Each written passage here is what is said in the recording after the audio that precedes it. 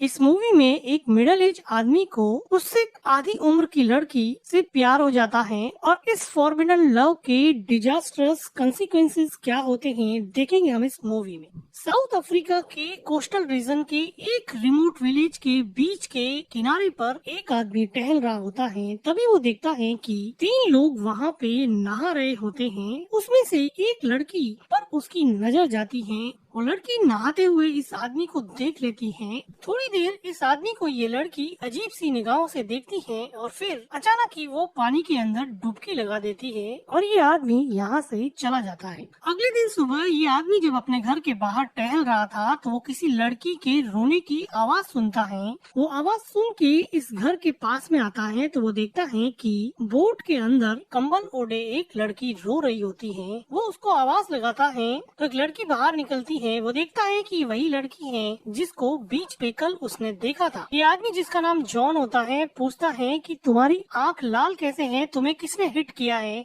ये लड़की जिसका नाम जैकी होता है कहती है कि ये तुम्हारे काम की बात नहीं है, तुम यहाँ से चले जाओ। लेकिन जॉन कहता है कि शायद आइस लाकर मैं तुम्हारी आंखों पर सेक कर सकूं। तो वो लड़की चिढ़ जाती है और कहती है कि तुम्हें समझ नहीं आता क्या, तुम्हें कह रही हूँ कि तुम चले जाओ यहाँ से और तुम मेरे पीछे ही पड़ गए हो। तो जॉन कहता है कि मैं तो सिर्फ तुम्हारी हेल्प करने की ट्राई कर रहा था, तुम शांत हो जाओ। जैकी यहाँ पर अकेली बहुत ज्यादा रो रही थी और ऐसा लग रहा था कि अब वो किसी पर भी विश्वास नहीं करना चाहती है। जैकी पूछती है कि तुम्हारे सर पर ये चोट का निशान कैसे है, तुम्हें टाके लगे हुए हैं, तुम्हारा एक्सीडेंट हुआ था क्या। तो जॉन कहता है कि ये तुम्हारे मतलब की चीज नहीं है, तुम कल जिनके साथ नहा रही थी वो तुम्हारे क्या लगते हैं। तो जैकी कहती है कि ये तुम्हारे काम की चीज नहीं है। तो जॉन पूछता है कि तुम्हें मारा किसने है। तो जैकी पूछती है कि हो सकता है कि तुम्ही ने मारा हो, मैं तुम्हें कब से कह रही हूँ कि तुम चले जाओ, अगर तुम अब यहाँ से नहीं गए तो अब मैं तुम्हारे ऊपर ये इल्जाम लगा दूंगी कि तुम्ही ने मुझे पंच किया था और तुम्हारी वजह से ही मैं रो रही हूँ, चुपचाप यहाँ से निकल जाओ। जॉन कहता है कि मैं तो तुम्हारी हेल्प करना चाहता था, कुछ आइस लाके तुम्हारी आंखों पे सेक कर देता, तुम्हारी आंखें ठीक हो जाती। हो सकता है तुम्हें पैसों की जरूरत हो, मैं तुम्हें कुछ पैसे दे सकता हूँ। तो जैकी उसको कहती है कि अगर देना ही है तो मुझे पास की दुकान से वाइन की बोतल लाके दे दो और $500 भी मुझे दे देना, मैं यहीं पे रहूंगी,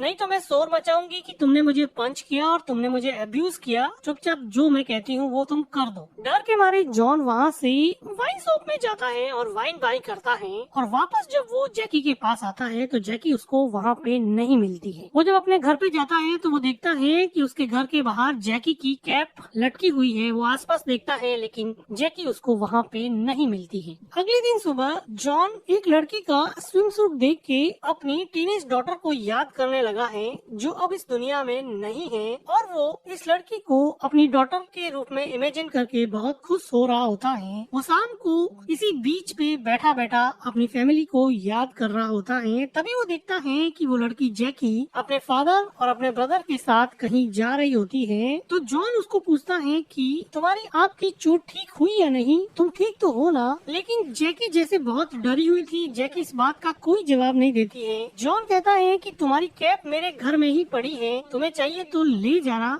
जैकी को अनजान आदमी से बात करते हुए जैकी के फादर जैकी को पूछते हैं कि ये कौन है और तुम इसको कैसे जानती हो। लेकिन जैकी ऐसा लग रहा था कि अपने फादर से बहुत डरती है और वो उनको कोई जवाब नहीं देना चाहती। उसी रात को जैकी के फादर जॉन के घर पे आते हैं और उसको अपने घर पे डिनर के लिए इनवाइट करते हैं क्योंकि उनको जैकी ने बता दिया था कि जॉन ने उसकी हेल्प करने की कोशिश की थी, इसलिए जैकी के फादर ने जॉन को यहाँ पर डिनर के लिए इनवाइट किया था। जैकी के फादर जैकी को कहते हैं कि अपने ब्रदर को बुला के लाओ। जैकी अपने ब्रदर को डिनर के लिए बुलाती है और ये सब मिलके यहाँ पे डिनर करते हैं। जैकी के फादर बहुत ज्यादा ऑर्थोडॉक्स होते हैं, वो डेस्टिनी और भगवान में बहुत ज्यादा विश्वास करते हैं, इसलिए हर चीज को वो भगवान के भरोसे ही छोड़ देते हैं। डिनर टेबल पर जैकी का भाई अपने खाने से मस्ती कर रहा होता है तो उसके डिसिप्लिन्ड और ऑर्थोडॉक्स फादर को ये सब पसंद नहीं आता है तो वो उसके भाई पे चिल्लाते हैं। जैकी अपने फादर के गुस्से को देख के बोलती है कि तुम हमेशा हमारे ऊपर चिल्लाते क्यों रहते हो, हमेशा अपने बच्चों को डोमिनेट क्यों करते रहते हो। और वो जॉन को कहती है कि चलो मेरे साथ यहाँ से चलते हैं। वो कहती है कि चलो यहाँ से चलो, मुझे तुम्हारे घर से मेरी कैप लेनी है, उठो और चलो मेरे साथ जल्दी से। जॉन को कुछ समझ में नहीं आता कि वो क्या करे, लेकिन वो अब जैकी के साथ यहाँ से बाहर निकल जाता है। ये साउथ अफ्रीका की एक रिमोट जगह है जहाँ पर चारों तरफ जंगल है और बहुत बहुत ही कम पॉपुलेशन यहाँ पे रहती है। जैकी जॉन से सिगरेट मांगती है। जॉन कहता है कि क्या तुम्हारे डैड को ये बात पता है कि तुम स्मोक करती हो? तो वो कहती है कि भाड़ में जाए मेरे डैड, चुपचाप मुझे सिगरेट दो। ऐसा लग रहा था कि जैकी अपने फादर से बहुत ज्यादा परेशान थी, लेकिन जॉन कहता है कि तुम्हारे डैड काफी परेशान थे, तुम ऐसा क्यों करती हो? तो जैकी कहती है कि तुम जानते ही क्या हो, तुम हमारी फैमिली के बारे में कुछ नहीं जानते हो। तो जॉन कहता है कि तुम चाहो तो मुझसे शेयर कर सकती हो कि ऐसा तुम्हारे साथ क्या हुआ जिसकी वजह से तुम इतनी ज्यादा एग्रेसिव हो गई हो। जैकी अब थोड़ी सी शांत होती है और वो चाहती है कि वो अपना दुख किसी के साथ शेयर करे, तो उसको जॉन सही बंदा लगता है, तो वो उसके साथ उसका पेन शेयर करने के लिए तैयार हो जाती है। वो कहती है कि कुछ महीनों पहले हमारे घर में चोर घुस आए थे और चोरों ने चोरी करने के साथ साथ मेरे साथ जबरदस्ती करना भी शुरू कर दिया। जब वो मेरे साथ जबरदस्ती कर रहे थे तो मेरी मॉम ने रजिस्ट किया और मेरी मॉम के रजिस्ट करने की वजह से उन चोरों ने मेरी मॉम को गोली मार दी। तब से ही हमारी फैमिली काफी परेशान है। और जैकी ये सब सुनाते सुनाते बहुत ज्यादा इमोशनल हो जाती है। जैकी जॉन के सर पे चोट देखती है तो वो पूछती है कि तुम्हारे सर पे ये चोट कैसे लगी, क्या हुआ था तुम्हारे साथ? तो जॉन उसको बताता है कि एक बार वो अपनी वाइफ और अपनी डॉटर के साथ ड्राइविंग के लिए जा रहा था तो उसकी आंख लग गई। उसको ड्राइविंग करते करते नींद आ गई, जिसकी वजह से उसकी कार खाई में जा गिरी और उसकी वाइफ और उसकी डॉटर की इंस्टेंटली डेथ हो गई और वो काफी चोटों के बावजूद भी बच गया। वो कहता है कि वो अपने आप को कभी माफ नहीं कर पाएगा कि उसकी वजह से उसकी डॉटर और उसकी वाइफ की डेथ हो गई। जैकी जॉन की कहानी सुन के बहुत इमोशनल हो जाती है और जॉन के साथ इसकी बॉन्डिंग थोड़ी बढ़ जाती है। ये दोनों जॉन के घर पे आते हैं क्योंकि जैकी को यहाँ से जैकी की कैप लेनी थी। जॉन जैकी की कैप ढूंढने लग जाता है। जैकी अंदर वाले रूम में चली जाती है।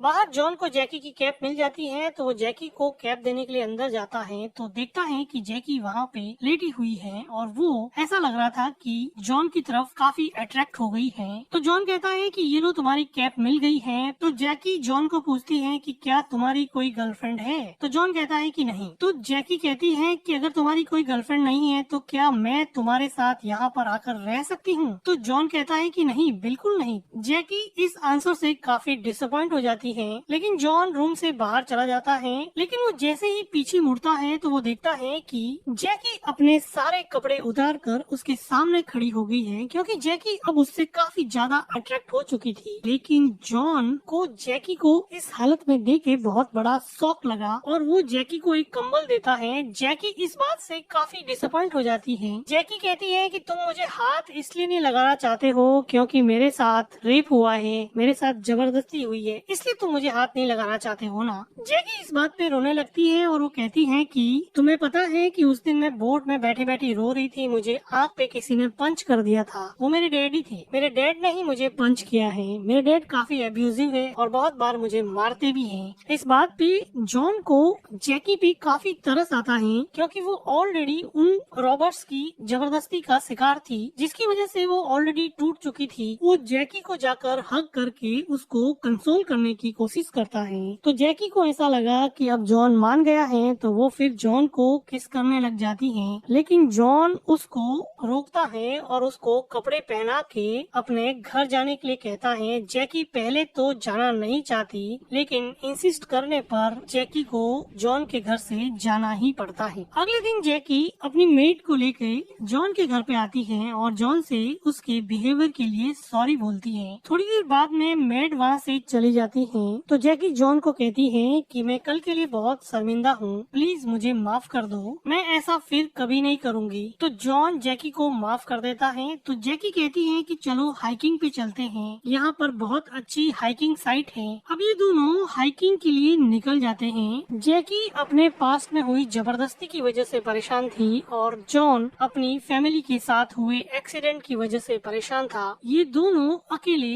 मन ही मन बहुत दुखी थे। इनका दुख दर्द बांटने के लिए इनके पास कोई भी नहीं था। तो इस सुनसान से जंगल में इन दोनों को एक दूसरे का सहारा मिल गया। तभी वहाँ इसी रोड पर एक इस गांव का पुलिस वाला आता है और वो जैकी को पूछता है कि ये आदमी तुम्हारे साथ कैसे है, क्या तुम इसको जानती हो? तो जैकी कहती है कि हाँ मैं जानती हूँ, ये मेरे डैड का फ्रेंड है। तो वो पुलिस वाला थोड़ा कंफर्टेबल हो जाता है और कहता है कि ध्यान रखना। जॉन और जैकी दोनों हाइकिंग साइट पे जाते हैं। जॉन की एज जैकी की एज से डबल से भी ज्यादा थी, जो उसके हाइकिंग एक्सपीरियंस में क्लियरली विजिबल थी, लेकिन जॉन की फैमिली के एक्सीडेंट के बाद में उसको पहली बार जैकी में कुछ आशा की किरण देखी। वो उसके साथ टाइम स्पेंड करने को एंजॉय करने लगा और उसको ऐसा लगा कि कई महीनों बाद में उसको कोई ऐसा मिला है जो उसके दिल की गहराई के दर्द को समझता है और उसके साथ वो ओपनली अपना दुख दर्द शेयर कर सकता है। ठीक ऐसा ही जैकी के लिए था। उसके साथ हुई जबरदस्ती और उसके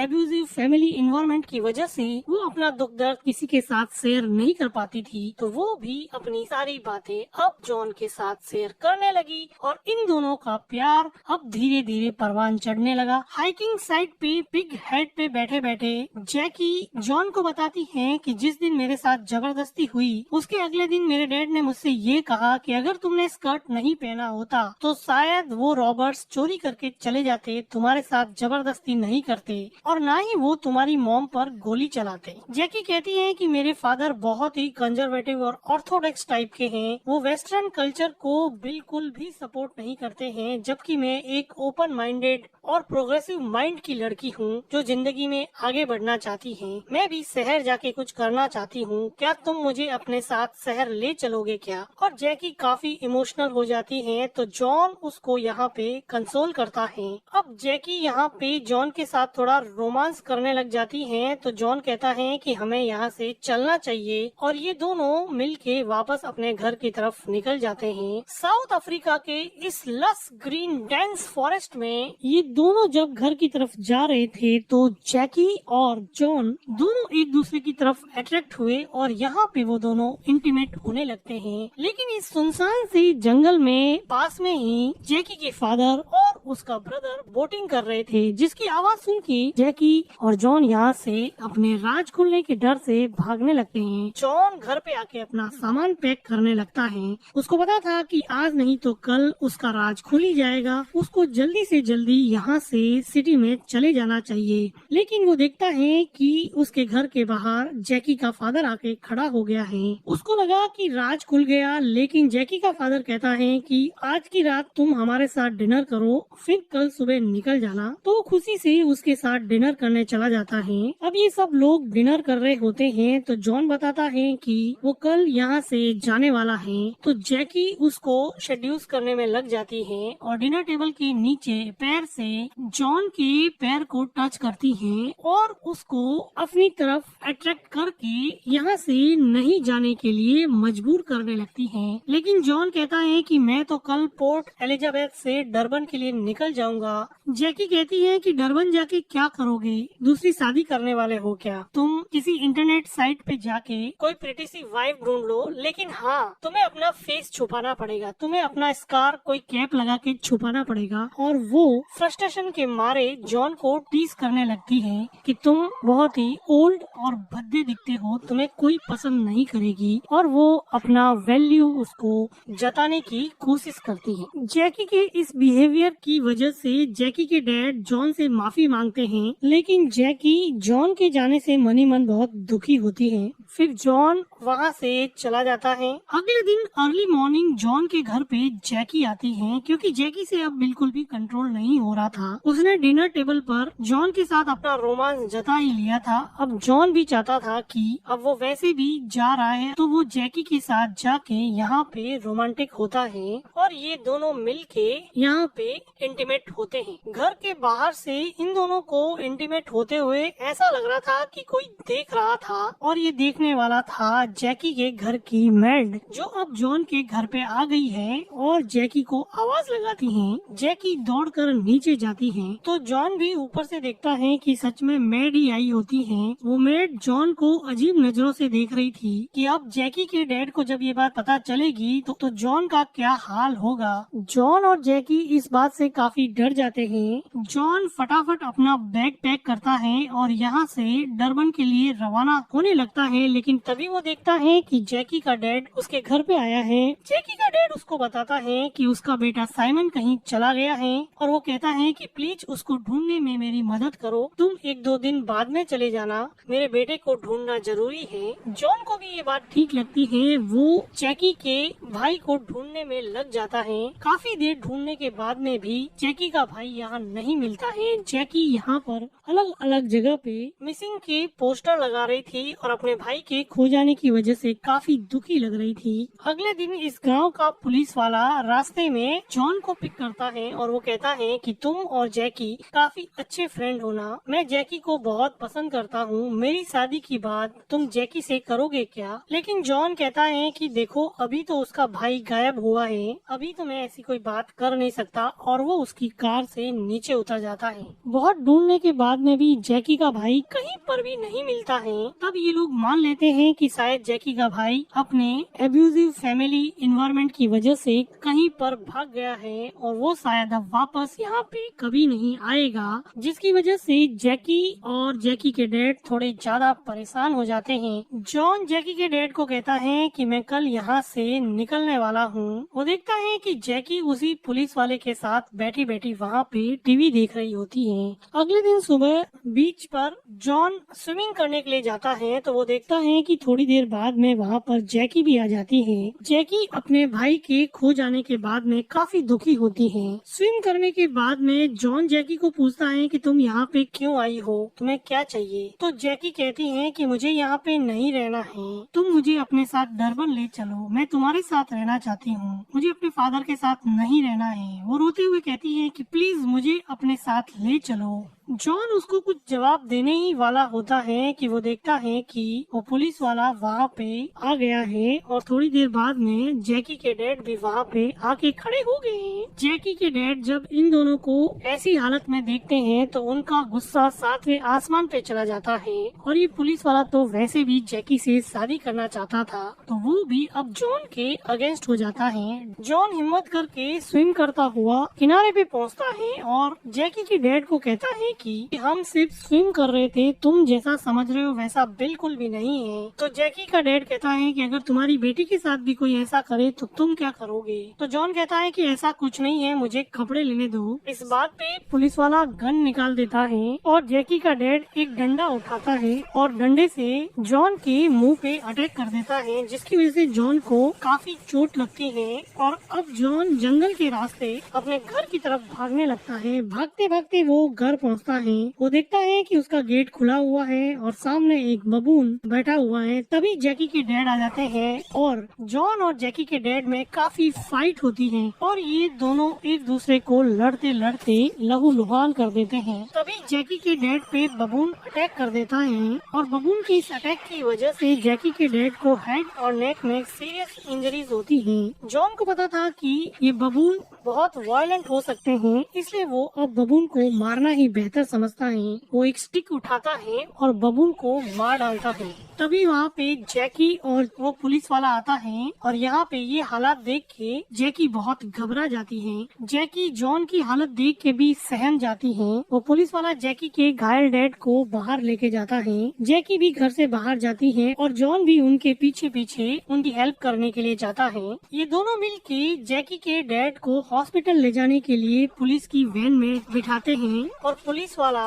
जॉन के सर पे गन रख के कहता है कि अगर तुम एक दिन भी यहाँ और रुके तो मैं तुम्हें खुद गोली मार दूंगा, चुपचाप कल सुबह यहाँ से निकल जाना। जैकी ये सब देखती ही रहती है। उसको समझ नहीं आ रहा कि वो क्या करे, कि वो किस तरफ जाए। एक तरफ उसके घायल डैड हॉस्पिटल जाने के लिए तैयार है तो दूसरी तरफ उसका लवर जॉन कल सुबह ही डरबन के लिए हमेशा हमेशा के लिए निकल जाएगा। जैकी के लिए ये सिचुएशन काफी डायलेमेटिक थी। वो काफी देर तक जॉन की तरफ देखती है। वो चाहती तो थी कि वो जॉन के साथ ही चली जाए, लेकिन अपने फादर को इस हालत में छोड़ के वो जाना नहीं चाहती थी। तो वो उलझे मन से रोते हुए अपने फादर के साथ पुलिस की वैन में बैठ जाती है, जिसको अब जॉन भी सपोर्ट कर रहा होता है, क्योंकि वो तो ऑलरेडी मैच्योर था और उसको पता था कि यही जैकी के लिए ज्यादा सही होगा। जैकी और जैकी के डैड गले मिलके बहुत रोते हैं और रियलाइज करते हैं कि दोनों का रिलेशन और दोनों के बीच में प्यार कितना ज्यादा जरूरी है।